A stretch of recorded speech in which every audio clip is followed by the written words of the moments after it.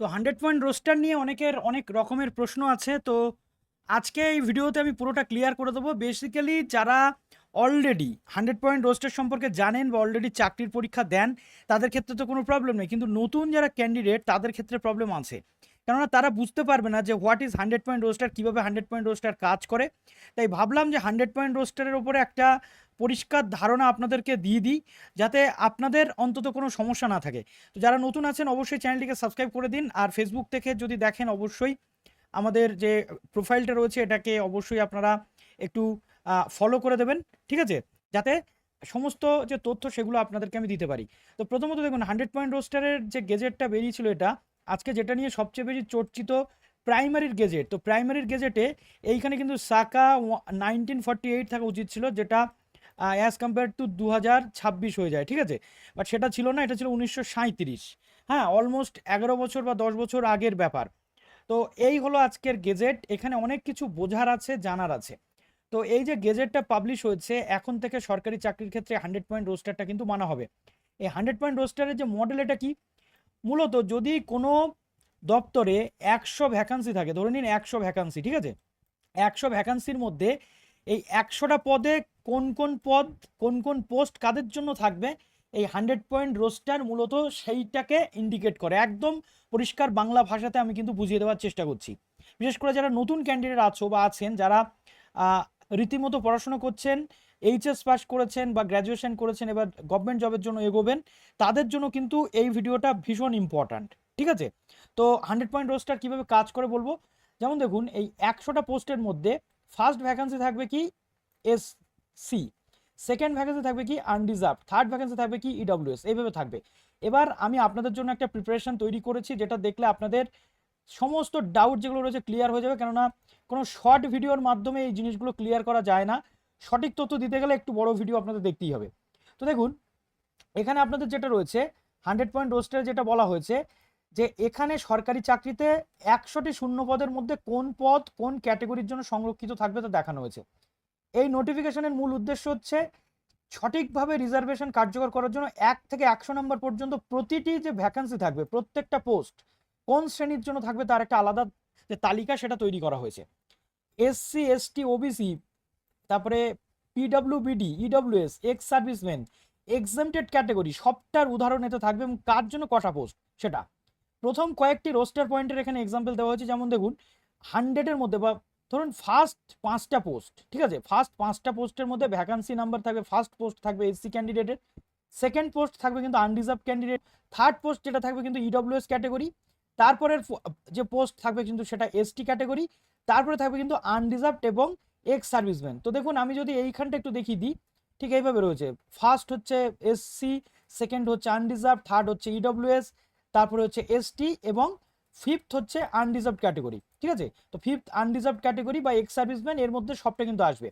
তারপরে আপনাদের ওবিসি বা বাদবাকিগুলো আসবে। তো পরপর আমি একটু বলে দিই, 6 পোস্টে কাদের জন্য, দেখুন 6 পোস্ট কিন্তু আবার থাকবে আনরিজার্ভদের জন্য, শিডিউল কাস্টদের জন্য থাকবে কিন্তু এটা কি এক্সামটেড ক্যাটেগরি। এক্সামটেড ক্যাটেগরিটা পরে বোঝাবো। 8 পোস্ট আবার কিন্তু থাকবে আনরিজার্ভড, অর্থাৎ 100 পোস্টের মধ্যে এইভাবে ভাগ হবে। 9th ভ্যাকেন্সি থাকবে কিন্তু ওবিসি, এবং 10th ভ্যাকেন্সি থাকবে কিন্তু আনরিজার্ভড ইসি। ওকে, গুরুত্বপূর্ণ যে ক্যাটেগরি সেগুলো কি শর্ট ফর্ম দেওয়া আছে। এসসি মানে হচ্ছে শিডিউল কাস্ট, এসটি মানে হচ্ছে এখানে শিডিউল ট্রাইব, ওবিসি মানে হচ্ছে আদার ব্যাকওয়ার্ড ক্লাসেস, আর ইকোনমিক্যাল উইকার যারা রয়েছে তারা ইডব্লিউএস, ঠিক আছে। আর পিডব্লিউবিডি হচ্ছে পার্সন উইথ বেঞ্চমার্ক ডিসেবিলিটি। এটা কোন চাকরির ক্ষেত্রে কত বেঞ্চমার্ক ডিসেবিলিটি নেওয়া হবে সেটা পরবর্তী ক্ষেত্রে বলা হবে। আর ইসি হচ্ছে এক্সামটেড ক্যাটেগরি, আর আনরিজার্ভ মানে হচ্ছে জেনারেল ক্যাটেগরি, এটা তো আপনারা জানেন। এবার দেখুন, নতুন যে রোস্টার অনুযায়ী কিভাবে ভাগ করা হয়েছে পুরোটা। নতুন নিয়ম অনুযায়ী আনুমানিক 100 পদের মধ্যে এসসি থাকবে 22টা পোস্টের জন্য, ইউআর থাকবে 55, অর্থাৎ ইউআর আগে ছিল 45, সেটা 55 কি করে হলো, কেননা ওবিসি আগে ছিল কত, ওবিসি ছিল 17%, ওবিসি এখন হয়ে গেছে কত 7, অর্থাৎ যে 10টা সিট এক্সেস হয়েছে, মানে 10টা সিট বাদ গেছে ওবিসি থেকে, সেটা প্লাস করে এই জেনারেল ক্যান্ডিডেট বা ইউআর ক্যাটেগরিতে ঢুকেছে। তো এসটি এখানে 6টা, অর্থাৎ 100টা পোস্টের মধ্যে এসটি পাবে 6টা সিট, এসসি পাবে 22টা সিট, ইউআর পাবে 55, ওবিসি পাবে 7টা সিট, আর ইডব্লিউএস পাবে কিন্তু 10টা সিট। এইভাবে এটাকে কিন্তু দেখা হয়। এবার এখানে 100 পয়েন্ট রোস্টার অনুযায়ী পশ্চিমবঙ্গ সরকারের যে সংরক্ষণ বা রিজার্ভেশন নিয়ম রয়েছে সেটা একটু সহজ ভাষায় বলি। এসসি, অর্থাৎ এসসি রিজার্ভেশন যদি 22টা সিট সংরক্ষণ করা হয়, তাহলে 100টা যে সিট রয়েছে 100টা সিটের মধ্যে 22টা সিট কোন কোন জায়গাতে থাকবে? ফার্স্ট পজিশন এসসি পাবে, 7 পজিশন পাবে কে? এসসি পাবে, 11 পজিশন এসসি, 15 পজিশন এসসি। এটা আমি একটা বানিয়েছি দেখুন, এখানে কিন্তু সেম এইভাবে রয়েছে, ঠিক আছে। 7 পজিশন কি? এসসি। তারপরে কি আবার 15 পজিশন কি না এসসি। এইভাবে পুরো ভাগ করা আছে প্রত্যেকটা, অর্থাৎ কোন কোন পোস্ট পাবে, যে অর্থাৎ এবং 97 এইভাবে, অর্থাৎ প্রতি কিছু ভ্যাকান্সি পরপর এসসি কোটা রাখা হয়েছে, যেহেতু 22টা সিট এসসি কে দিতে হবে, ঠিক আছে। নেক্সট যদি আমরা দেখছি এসটির ক্ষেত্রে টোটাল আমরা 6টা সিট পাচ্ছি। 4 নাম্বার সিটটা এসসি পাবে, 24 নাম্বার সিটটা এসটি পাবে, এবং 43rd, 54th, 74th এবং 93rd যে সিট, এই সিটগুলো কিন্তু এসটি পাবে। এবার চলে আসি যদি আমরা ওবিসির ক্ষেত্রে 7টা সিট কিন্তু রোস্টারে বলা হয়েছে, 9, 19, 29, 49, 59, 69 এবং 89তম সিট কি পাবে না ওবিসি পাবে, 7টা সিট। এটা অনেকে বলছে যে 100 পয়েন্ট রোস্টার বুঝতে পারছি না, না বোঝাটাই স্বাভাবিক, না বোঝাটাই কিন্তু স্বাভাবিক, কিন্তু আমি আপনাদেরকে একটু ভেঙে বুঝিয়ে দিলাম যে 100টা সিটের মধ্যে কোন কোন সিট কারা কারা পাবে। ইডব্লিউএস দেখুন, যেমন 10টা সিট পাবে। ইডব্লিউএস এর ক্ষেত্রে এখানে বলা হচ্ছে 3rd, 17th এবং এই এই যে সিট, এগুলো ইডব্লিউএস, অর্থাৎ মোট 10টা ভ্যাকেন্সি দিতেই হবে। এবার চলে আসছে পিডব্লিউবিডি রিজার্ভেশন। এই যে রিজার্ভেশনটা, এই রিজার্ভেশনটা কিন্তু ইউআর ক্যাটাগরিতেও হতে পারে, ওবিসিও হতে পারে, আবার এসসিও হতে পারে। তবে বেসিক্যালি এটা আমরা যেটা দেখতে পাচ্ছি যে ইউআর ক্যাটাগরির মধ্যে এই যে সিটটা, এটা কিন্তু ঢোকার সম্ভাবনা, ওকে। অর্থাৎ ইউআর এর যে 55 রয়েছে, তার মধ্যে 4টে সিট কিন্তু এই পিডব্লিউবিডির যে ক্যান্ডিডেট তারা পাবে, ওকে। তো 4টে সিট কি কি রয়েছে? 12টা, 12, 42, 72 এবং 90তম। তবে ডিসেবিলিটি টাইপ আগে থেকে ফিক্সড নয়, এটা নিয়োগের সময় ঠিক করা হবে, মানে ক্যাটাগরি ঠিক করা হবে এর। এবার চলে আসছে এক্স সার্ভিসম্যানদের জন্য বেশ কিছু পোস্ট দেওয়া হয়েছে। এই যে এক্স সার্ভিসম্যান রয়েছে, এই এক্স সার্ভিসম্যান কিন্তু ইডব্লিউএস ক্যাটাগরি হতে পারে, এক্স সার্ভিসম্যান এসটির মধ্যে হতে পারে, আনরিজার্ভড হতে পারে, ঠিক আছে। গ্রুপ ডি এবং গ্রুপ সিতে বেশি পোস্ট তাদেরকে কিন্তু দেওয়া হয়েছে। তো কোন কোন পোস্ট দেওয়া হয়েছে এখানে আমরা মোটামুটি সেটা দেখতে পাচ্ছি, ঠিক আছে। তো গ্রুপ ডির জন্য এখানে টোটাল অলমোস্ট 10টা পোস্ট, এবং গ্রুপ সির জন্য 1, 2, 3, 4, 5টা পোস্ট কিন্তু সংরক্ষিত।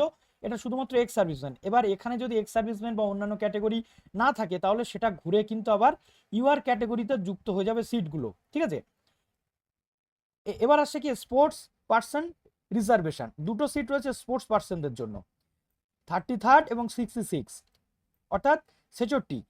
তো এখানে মোট 2টো পয়েন্ট দেওয়া আছে। তো এখানে আমরা কি কি দেখবো? 33rd, এই যে আনরিজার্ভড মেরিটোরিয়াস স্পোর্টস পার্সন যারা রয়েছে, এটাও কিন্তু এই আনরিজার্ভড, অর্থাৎ ইউআর এর যে 54, এই 54 এর মধ্যে ঢুকছে, ঠিক আছে। এবার চলে আসি ইউআর বা জেনারেল ক্যাটাগরি, বাকি যে সমস্ত পোস্ট সেটা কিন্তু থাকবে ওই যে 55%। তার মধ্যে আবার কিছু পোস্ট থাকবে এক্সামটেড ক্যাটাগরি, এক্স সার্ভিসম্যান এবং পিডব্লিউবিডি, এই যে পোস্টগুলো, এবং স্পোর্টসটাও অলমোস্ট সেরকম। এই ধরনের সাব রিজার্ভেশন যেগুলো, সেগুলো আছে। এবার চলে আসে এক্সামটেড ক্যাটাগরি বলতে কাদের বোঝানো হয়েছে। এক্সামটেড ক্যাটাগরির মধ্যে এসসি, এসটি, ইসি, ওবিসি এবং আনরিজার্ভড ইসি আছে। এর মানে সেই পোস্টে ইসি কে কিন্তু আগে অগ্রাধিকার দেওয়া হবে। তারা সাধারণত যারা কর্মকালীন মৃত্যুতে, অর্থাৎ চাকরিজীবী অবস্থাতে মারা গেছেন, তাদের যে সমস্ত মানে পরিবারের লোক, তারা এক্সামটেড ক্যাটাগরি। অক্ষম হয়ে অবসর গ্রহণকারী কর্মচারী যারা, ঠিক আছে, যেমন পুলিশের ক্ষেত্রে কারোর দেখা যাচ্ছে পায়ে গুলি লেগেছে বা পা বাদ গেছে, সেই সমস্ত ক্যান্ডিডেটরা, ঠিক আছে, সেই সমস্ত কর্মচারীদের উপর নির্ভরশীল যারা আছেন তারা। ভূমিহারা পরিবার, অর্থাৎ সরকারি কাজের ক্ষেত্রে, সরকারের উন্নয়নমূলক কাজের জন্য যারা জমি হারিয়েছেন, সেই সমস্ত পরিবারের লোক। এবং আদমশুমারি বা সেন্সাসের যারা কর্মচারী, তারা নির্বাচন কর্মী বা গণনা কর্মী বা মেধাবী ক্রীড়াবিদ, এই এক্সামটেড ক্যাটাগরির মধ্যে কিন্তু পড়ছে। এবার চলে আসছে গ্রুপ সি এবং গ্রুপ ডি। এক্স সার্ভিসম্যানদের যে কোটা সেটা বেশি, গ্রুপ ডিতে 10টা এবং গ্রুপ সিতে কিন্তু 5টা রাখা হয়েছে। তো এইভাবে পুরো যে প্রসেস, এইভাবে যে পুরো বিষয়টা কিন্তু হতে চলেছে আমাদের যে নতুন নিয়োগ আসতে চলেছে, সেই নতুন নিয়োগে